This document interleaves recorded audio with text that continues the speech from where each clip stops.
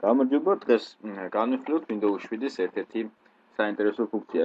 სისტემა, ოპერაციული სისტემას გააჩნია სხვადასხვა ფუნქციები, მაგალითად, როგორ შეიძლება მაუსის ასტრაფება, ფონტებში შესვლა, საათის რედაქტირება და კალკულატორი და მოკლედ ასე შემდეგ. აქ მას რაღაც კონკრეტული ბრძანებები, რომლებიც ასე ვთქვათ, მართავენ სისტემას. იმისათვის, რომ ყველა ბრძანება გავაკეთოთ, ამისათვის აუცილებელია, რომ ვიცოდეთ თითოეული მათგანი სად არის. ძირითადად ამისათვის გამოიყენება პანელი, კონტროლ პანელი, ინგლისურად მართვის პანელი, და აქ არის რაღაც, ნაწილი აქ არის დაუშვათ მათი შესაძლებლობების ნაწილი შეიძლება იყოს მარჯვენა კილაკის საშუალებით.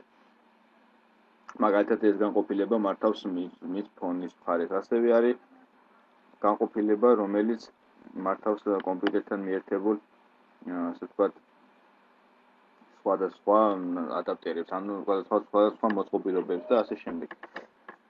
მოკლედ რა მინდა ვთქვა, აქ არსებობს ესეთი მეთოდი, რომლის საშუალებითაც ყველა ეს სიახლე გაერთიანდება ერთ ფაილში და მოხდება მათი ერთ ფაილად ჩამოყალიბება. ამ შემთხვევაში უნდა ჩავწეროთ შემდეგი კოდი. აქ ფულჯის ნაცვლად თქვენ შეგიძლიათ ჩაწეროთ ნებისმიერი მათგანი სახელი.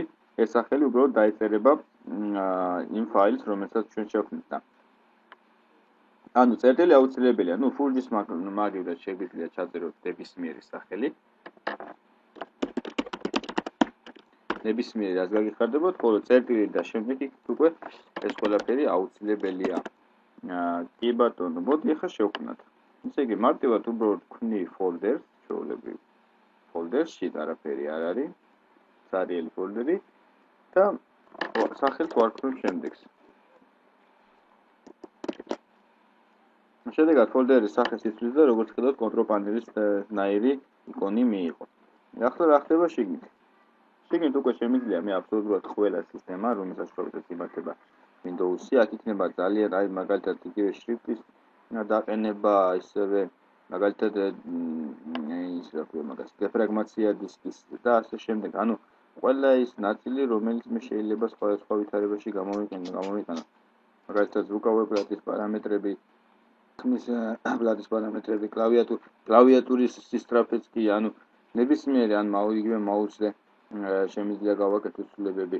ნებისმიერი რამ, რაც კი შეიძლება კომპიუტერში გავაკეთო, გაერთიანება აქვს ერთ ფოლდერში და რა თქმა უნდა, ეს ჩემთვის მისაღებია. ჯერ ესეთი იქიდან იმის მიხედვით, რომ მე ვიცი, ასე ვთქვათ,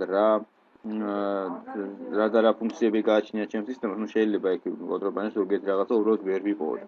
აქ უბრალოდ ჩამოწერილი მაქვს, თვითონაც დაყოფილია ალფაბეტის მიხედვით და ასევე შემიძლია თქმა უნდა გამოვიყენო ძიება. ჩვეულებრივ ფოლდერია, რომელშიც ასე ვთქვათ, ყველა იკონი გაერთიანებულია, რაც კი პროგრამირებას, რაც კი შესაძლებლობები გააჩნია სისტემას. მე მგონი საინტერესო რამ არის. კოდირება ეს არის და შეგვიძლია დავიწყოთ უკვე ტესტირება.